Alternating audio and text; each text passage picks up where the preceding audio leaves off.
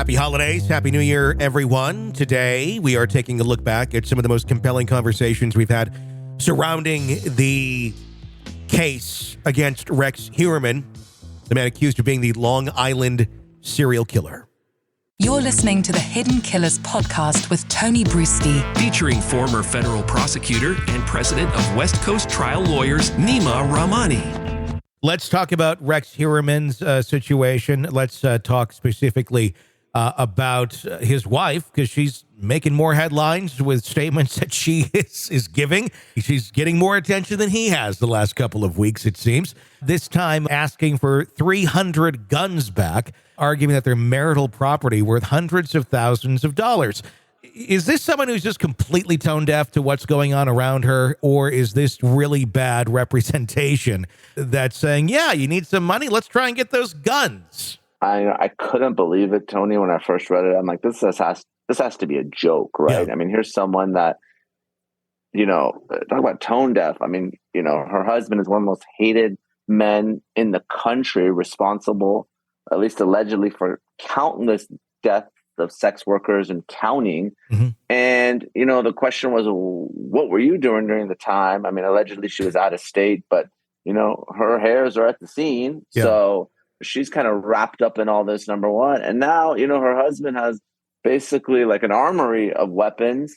And, there's no question that's allegedly evidence in the case. So you're asking for these weapons back. Like, what do you want of them? And, for her to go out publicly, she's either getting terrible legal advice or, needs someone who's a publicist or someone just to advise her, because I think she's going to soon join her husband. She's not going to be able to step foot anywhere without folks absolutely despising her. I can't believe she would say something like that. Well, it's so bizarre. I've never seen one behave like this, a spouse of someone who's been accused of such heinous crimes like Rex has. There's no guidebook to it, but there is just human decency, it seems. And we haven't really seen a whole lot of empathy for any of the victims that her husband is accused of murdering. It's been strictly, I want money from GoFundMe. My house is torn apart. Oh, I have the money now, but I'm still going to complain that I can't do anything with my house. I'm going to sit on my porch all the time, complain about the media being here, but I'm going to sit there and egg them on. It's just like, what is going on here? Maybe this is her regular personality, and we're now just actually getting to see it because we've never known this person before.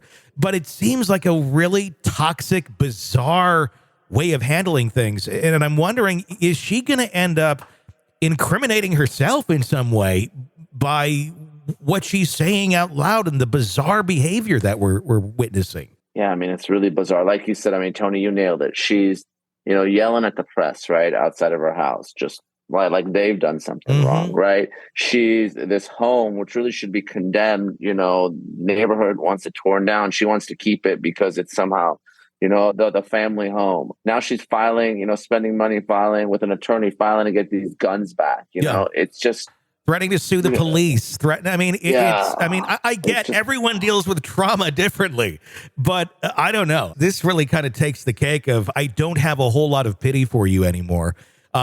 Just because I'm really starting to question, what did you know and when did you know it, if anything? I really think that should be. And your husband has Uzis. He's got like all sorts of like weapons, which are just completely unlawful under New York law. I mean, these aren't like just, hunting weapons. I mean, there's so many. He's got these ancient guns from other countries. I mean, it's just Tommy guns. I mean, it's really insane, If she didn't know that her husband was involved in killing sex workers, I have a very hard time believing that she didn't have knowledge that he was at least seeing them and engaged in other shady activity. That's just my opinion. I have a very hard time believing that at the very least that was not a part of her knowledge of who she was living with. Of course. I mean, this guy's got like another house in another state. Yeah. At least there's another family. I'm like, well, what is he doing? I mean, really bizarre behavior by a bizarre woman. It does start to put into questions of complicity to a certain extent as well, I think. Almost like what we were talking about with the case of the mommy blogger and dad, who is claiming he had no idea. Just claiming you have no idea or you were out of town, that to me does not seem like a very strong defense. Although nobody's prosecuting Asa or anything like that right now, but just on the surface, I'm out of town. Well, every single time he was killing someone, you were out of town. Every single time he was seeing a prostitute, you were out of town.